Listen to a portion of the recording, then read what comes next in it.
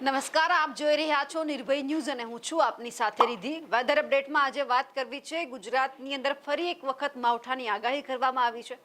ઉનાળાની શરૂઆત થઈ ત્યારથી લોકો એવું વિચારી રહ્યા છે કે હવે કાળઝાળ ગરમી પડશે, પરંતુ ક્યાંક ને ક્યાંક માવઠારૂપી જે વરસાદ છે તે ક્યાંક ગરમી પડવા નથી દેતો, એટલે કે હવે ગુજરાતની અંદર આ ત્રીજું માવઠું છે તે ચાલુ છે। 2 તારીખથી માવઠાની જે શક્યતા છે તે પણ વ્યક્ત કરવામાં આવી હતી। હજુ પણ 2 દિવસ ગુજરાતની અંદર કમોસમી વરસાદ પડે તેવી પણ સંભાવના છે તે હવામાન વિભાગ દ્વારા વ્યક્ત કરવામાં આવી છે।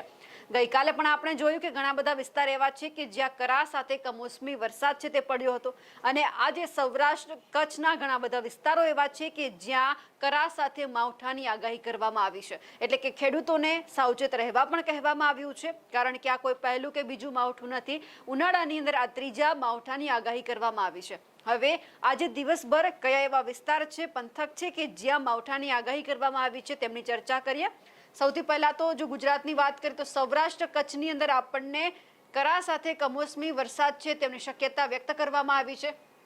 કચ્છની જો સૌથી પહેલા જો વાત કરીએ, દયાપર, નલિયા આ જે વિસ્તાર છે તે એ તમામ વિસ્તારની અંદર જે હવામાન વિભાગ છે એમણે કમોસમી વરસાદની આગાહી કરી છે। ખાસ કરીને સૌરાષ્ટ્ર પંથકની અને એમાં પણ દરિયા કિનારાના વિસ્તારની જો વાત કરીએ તો ઓખા છે, ભાટિયા છે, ભાણવડ, પોરબંદર, જુનાગઢ અને વેરાવળ 4 થી 5 એવા જિલ્લા છે કે જ્યાં કમોસમી વરસાદની આગાહી કરવામાં આવી છે। ખાસ કરીને બનાસકાંઠા જિલ્લામાં આગાહી કરવામાં આવી હતી, પરંતુ અત્યારે ક્યાંય જ આપણને ઉત્તર ગુજરાતની અંદર વરસાદ છે તે નથી જોવા મળતો। ખાસ કરીને સૌરાષ્ટ્ર અને કચ્છના આટલા વિસ્તારો છે ત્યાંના ખેડૂતોએ સાવચેત રહેવાની જે આગાહી છે તે હવામાન વિભાગ દ્વારા કરવામાં આવી છે। બપોરનો સમય છે, ગુજરાતના જે સૌરાષ્ટ્ર આખું પંથક છે તેમને આવરી લીધો છે, એટલે કે કમોસમી વરસાદ જે આજના દિવસ દરમિયાન જે આખો સૌરાષ્ટ્ર પંથક છે, મોરબી, સુરેન્દ્રનગર, રાજકોટ, જામનગર, ભાણવડ, પોરબંદર, જુનાગઢ, ગોંડલ, અમરેલી આ જે બધા જ વિસ્તારો છે, બધા જ વિસ્તારોની અંદર કરા સાથે કમોસમી વરસાદની આગાહી કરવામાં આવી છે। લગભગ 30 થી 40 કિલોમીટરની ઝડપે પવન ફૂંકાવાની પણ શક્યતા વ્યક્ત કરવામાં આવી છે। સવારના સમય દરમિયાન જોયું હતું કે કચ્છ અને સૌરાષ્ટ્રના અમુક પંથકમાં જ વરસાદ હતો, પરંતુ હવે આ વરસાદ ક્યાંક ધીમે ધીમે છે તે મધ્ય ગુજરાત તરફ પણ આગળ વધી રહ્યો છે। મહેસાણા વિસ્તારની અંદર રાધનપુર છે, પાલનપુર છે, ઉત્તર ગુજરાત તરફ જાય એટલે થરાદ છે, આ બધા જ વિસ્તારોમાં પણ આપણને હળવોથી મધ્યમ વરસાદ જોવા મળી રહ્યો છે। ઈડર છે, બાયડ છે, અમદાવાદ, ધોળકા, નડિયાદ અને જે ખંભાતનો જે આ વિસ્તાર છે દરિયા કિનારાનો, ત્યાં પણ આપણને વરસાદી સિસ્ટમ છે તે જોવા મળી રહી છે। હવે રાતના સમય દરમિયાનની જો વાત કરીએ, 6 વાગ્યાની આ પરિસ્થિતિ જોઈ, 7 વાગ્યાની પરિસ્થિતિ પણ આપણને કંઈક એવી જ દેખાઈ રહી છે। 10 વાગ્યામાં સુધી આપણે જોઈએ તો ગુજરાતમાં થોડી ઘણી જે પરિસ્થિતિ છે આપણને ઓછી દેખાઈ રહી છે, પણ હવે જ્યારે ગુજરાતની અંદર 3 સિસ્ટમ એકસાથે સક્રિય થઈ છે, સાયક્લોનિક સર્ક્યુલેશન, વેસ્ટર્ન ડિસ્ટર્બન્સ અને વરસાદી ટ્રફ, આ 3 સિસ્ટમને કારણે અત્યારે ગુજરાતની અંદર જે અસર છે વરસાદની તે દેખાઈ રહી છે, અને આ સાથે જ હજુ પણ આવતીકાલે એટલે કે 4 તારીખ સુધી વરસાદની આગાહી કરવામાં આવી છે। હવે 4 તારીખની જો વાત કરીએ તો 4 તારીખ અંદર પણ ગુજરાતની અંદર ઘણા એવા વિસ્તાર છે કે જ્યાં વરસાદની આગાહી આપણને દેખાય છે। દરિયા કિનારાના જે વિસ્તાર છે, ખાસ કરીને આપણને જો સાંજ પડીએ, ગઈકાલે આપણે વરસાદ જોયો હતો એ જ રીતે આજે પણ અને આવતીકાલે, જો આવતીકાલની વાત કરીએ તો દક્ષિણ ગુજરાતના પટ્ટામાં આપણને વરસાદ દેખાઈ રહ્યો છે, પણ જ્યારે 3 સિસ્ટમ એકસાથે ગુજરાત ઉપર આવી છે એમના જ કારણે ગુજરાતની પરિસ્થિતિ અત્યારે ક્યાંક વ્યાકુળ બની છે। આ સાથે જ આજે એ પણ જોઈએ કે ગુજરાતના એ વિસ્તાર છે કે જ્યાં હવામાન વિભાગે 30 થી 40 કિલોમીટરની ઝડપે પવન ફૂંકાવાની સાથે છૂટાછવાયા સ્થળોએ વરસાદની આગાહી કરી છે। એમાં કચ્છ છે, દેવભૂમિ દ્વારકા છે, પોરબંદર છે, જુનાગઢ, ગીર સોમનાથ, અમરેલી અને ભાવનગર આટલા વિસ્તાર એવા છે કે જ્યાં કમોસમી વરસાદની આગાહી કરવામાં આવી છે। બનાસકાંઠા, ઉત્તર ગુજરાતનો વિસ્તાર, સાબરકાંઠામાં પણ વરસાદની આગાહી કરવામાં આવી છે।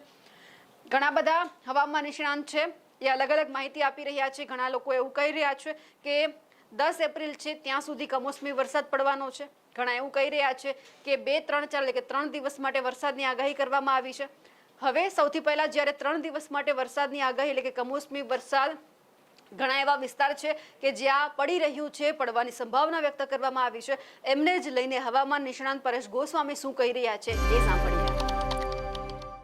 નમસ્કાર મિત્રો, વેધર ઇન્ફોર્મેશનમાં આપનું સ્વાગત છે અને હું છું પરેશ. ખાસ કરીને આજના વિડીયોમાં આપણે એપ્રિલ મહિનાના પ્રથમ અઠવાડિયામાં માવઠાના વરસાદની શક્યતા છે તેની આગાહી આપવાની છે, સાથે ઊંચા તાપમાન વિશેની પણ ખૂબ અગત્યની માહિતી આપવાની છે. સૌપ્રથમ તો આપને જણાવી દઉં, ગત મહિનો એટલે કે 2026ના માર્ચ મહિનાની અંદર 2 રાઉન્ડની અંદર માવઠા જોવા મળ્યા, જેની અંદર 18, 19 અને 20 માર્ચે પણ રાજ્યના અલગ અલગ વિસ્તારમાં માવઠું થયું હતું. ત્યાર પછી 28, 29 અને 30 માર્ચે પણ માવઠું થયું. ખાસ કરીને 28 માર્ચે હવામાનમાં પલટો આવ્યો. 29 માર્ચે ખંભાળિયાના અમુક ગ્રામ્ય વિસ્તાર, સાવરકુંડલાના વિસ્તારો અને બોટાદના વિસ્તારોની અંદર ઝાપટા પડ્યા હતા. 30 માર્ચે અમરેલીના લાઠી, લીલિયા સહિતના અનેક વિસ્તારોની અંદર તીવ્ર માવઠું જોવા મળ્યું. એટલે 28, 29, 30 માર્ચમાં પણ માવઠું થયું છે. અને હવે આ 31 અને 1 તારીખે 2 દિવસથી આપણું હવામાન ખુલ્લું થયું છે, તાપમાન ઉચકાયું છે. છતાં હવે આપને જણાવી દઉં કે હવે આવનારા દિવસમાં 3 દિવસ સુધી હજુ માવઠાની શક્યતાઓ છે, જેમાં 2, 3 અને 4 એપ્રિલ એમ 3 દિવસ સુધી રાજ્યના અલગ અલગ વિસ્તારોની અંદર માવઠાની શક્યતાઓ છે.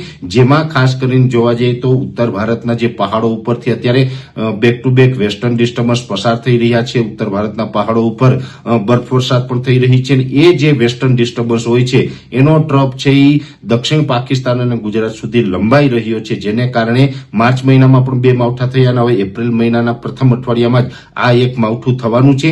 જેમાં ખાસ કરીને જોવા જઈએ તો અત્યારે એ જે વેસ્ટર્ન ડિસ્ટર્બન્સનો જે ટ્રફ છે એ પાકિસ્તાનના અમુક ભાગો ઉપર પહોંચી ગયો છે. 2 એપ્રિલ 2026ના રોજ કચ્છ જિલ્લાના જે નલિયા એટલે કે અબડાસા તાલુકાની એની આસપાસથી માવઠાના ઝાપટાની શરૂઆત થઈ શકે છે. ખાસ કરીને આ માવઠાની વધુ અસર સૌરાષ્ટ્ર અને કચ્છની અંદર જોવા મળે તેવી શક્યતાઓ છે.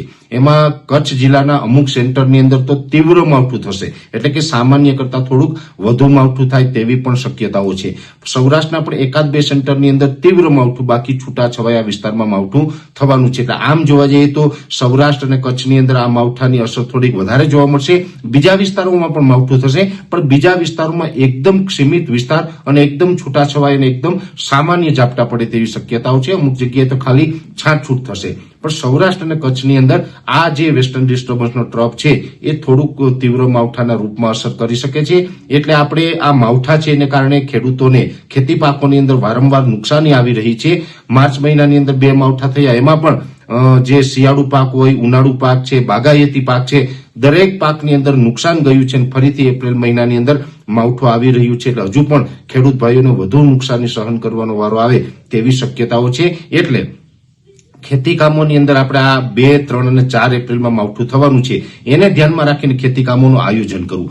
બીજી વાત એ કરવાની છે કે અત્યારે આમ તો ઉનાળો ચાલી રહ્યો છે, એટલે ઉનાળાની અંદર સ્વાભાવિક રીતે તાપમાન ઉચકાતું હોય છે. એમાં પણ એપ્રિલ અને મે મહિનો છે તો આકરા તાપના મહિના કહેવામાં આવે છે. એટલે હવે 3 અને 4 તારીખથી હીટવેવનો રાઉન્ડ પણ ચાલુ થઈ રહ્યો છે.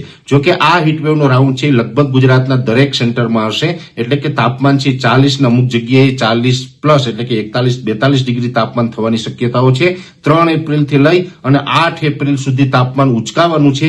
જે વિસ્તારની અંદર માવઠાના ઝાપટા પડે અને વાદળછાયું વાતાવરણ થાય એટલા વિસ્તાર પૂરતું તાપમાન નીચું રહેશે. હવે આપણે ગુજરાતની અંદર ઓલ ઓવર જોવા જઈએ તો સાર્વત્રિક તો માવઠું થવાનું નથી. સૌરાષ્ટ્ર અને કચ્છમાં થોડીક વધારે અસર, બીજા વિસ્તારમાં ઓછી અસર. એટલે અને સૌરાષ્ટ્ર અને કચ્છની અંદર પણ સાર્વત્રિક નથી, બધા જ ગામમાં નથી થવાનું, અમુક ગામમાં જ થવાનું છે. તો જે વિસ્તારમાં માવઠું હશે એ વિસ્તારનું તાપમાન થોડુંક નોર્મલ રહેશે. જે વિસ્તારમાં માવઠું નહીં હોય એ તમામ વિસ્તારનું તાપમાન છે ઉચકાશે. એક પ્રકારે હીટવેવ જેવો માહોલ છે એ 3 થી લઈને 8 એપ્રિલ દરમિયાન જોવા મળે તેવી શક્યતાઓ છે. એટલે ખાસ તો આમ જોવા જઈએ તો એપ્રિલ મહિનાનું પ્રથમ અઠવાડિયું છે તેમાં ઊંચું તાપમાન, હીટવેવ અને માવઠાના ઝાપટા, વાદળછાયું વાતાવરણ, બધું જ પ્રકારનું હવામાન છે આપણે જોવા મળે તેવી શક્યતાઓ રહેલી છે. એટલે ખાસ કરીને માવઠું અને તાપમાન વિશેની ખૂબ અગત્યની માહિતી હતી, મેં આપને આપવાનો પ્રયત્ન કર્યો છે. વિશેષ માહિતી છે નેક્સ્ટ વિડીયોમાં આપવામાં આવશે. અત્યારે વિડીયોની અંદર એટલું જ. દરેક મિત્રોને વિનંતી રહેશે વિડીયોને લાઈક આપીને દરેક ગ્રુપમાં શેર કરવો. યુટ્યુબ ઉપર જોઈ રહ્યા હોય તો ચેનલને સબસ્ક્રાઇબ કરજો અને ફેસબુક પેજને ફોલો કરજો. નમસ્કાર. ગુજરાતના અલગ અલગ પંથકની અંદર જ્યારે વરસાદની આગાહી કરવામાં આવી છે, એટલે કે કમોસમી વરસાદ રૂપી અત્યારે આજે માવઠું વરસી રહ્યું છે, ખેડૂતોને ક્યાંક બરબાદ કરી રહ્યું છે, ઘણા બધાનો પાક ઉભો છે, જેમને પણ જે નુકસાન છે એમની ભીતિ સેવાઈ રહી છે, ખેડૂતોમાં પણ ચિંતા છે અને એમની જ સાથે જ્યારે એપ્રિલ મહિનો પૂરો થશે એટલે પછી મે, એટલે કે ધીમે ધીમે પછી 1-1.5 મહિનાની વાર રહેશે, ત્યાં જ ગુજરાતની અંદર ચોમાસાની એન્ટ્રી છે તે પણ થઈ જવાની છે. એટલે હવે જે ખેડૂતો છે તે પણ ચિંતા વ્યક્ત કરી રહ્યા છે કે ક્યારે હવે જે આ માવઠું છે તે દૂર થશે. તમારા પંથકમાં કોઈ વરસાદરૂપી સિસ્ટમ દેખાઈ રહી છે, વરસાદ આવી રહ્યો છે, કમોસમી વરસાદ પડી રહ્યો છે, તમને કમેન્ટ કરીને ચોક્કસથી જણાવજો. સાથે જ અમારી નિર્ભય ન્યૂઝ ચેનલને લાઇક, શેર અને સબસ્ક્રાઇબ કરવાનું ભૂલશો નહીં. નમસ્કાર.